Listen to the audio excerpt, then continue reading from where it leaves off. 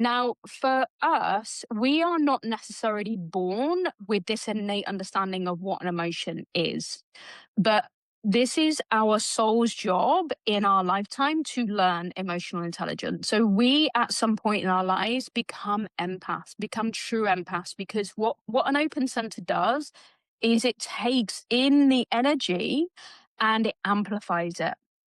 Okay, so if you have grown up like Val around emotional people, Val would have been taking in all these emotions, probably not knowing what the heck to do with them because they're not actually hers. And she's amplifying and she's reacting and it's uh, screechy, right? The energy is screechy when it's like that. But if you grew up with, on the other side of the spectrum, like me, with my parents being, open as well in the solar plexus, you might not even know what an emotion is. You might have been a complete robot, and that is the two spectrums sometimes. It's either highly, highly emotional, like everybody will pick you out as being the emotional person, and you're like, what? I'm not emotional. But you become so defensive and so emotional when you're around people that have this, screechy way. It's like what we spoke about in the first series in the sense of we either become excessive or deficient, Or right? deficient, So just exactly. knowing that, like, just for those that, just remembering you guys that when we're painting the picture of these two potential ways of being that you can discover is yours or not, basically is your makeup, your blueprint, if you will. And Yeah. then it's understanding that there's a not self way of being, a personality way of being, right? And then there's a higher road or a more higher path, if you will, right?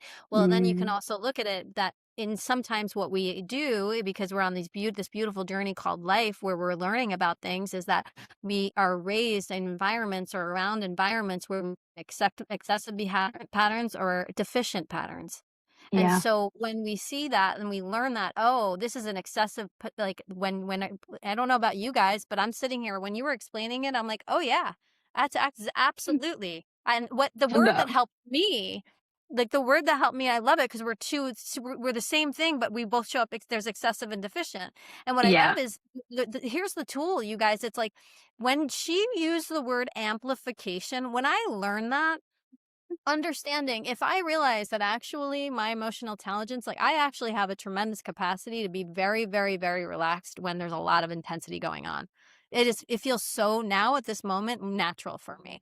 That's not what I did. Yeah. I reacted to everything. And so not only that was I reacting because it was so out of alignment of who I really am, it amplified. That means other people around me were like, whoa, you're what? Too much. Well, guess what? Then I went through my life thinking that, not only am I this emotional being and I'm so emotional and I'm so much, I'm too much.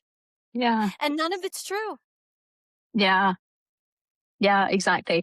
And I always None like is to true. describe this of so imagine like you've got a guitar that's plugged into an amplifier, right? Mhm, mhm. When you, as a being, and you're exuding your aura out into the world, whether it's one person, lots of people, it doesn't matter, you're out into the world.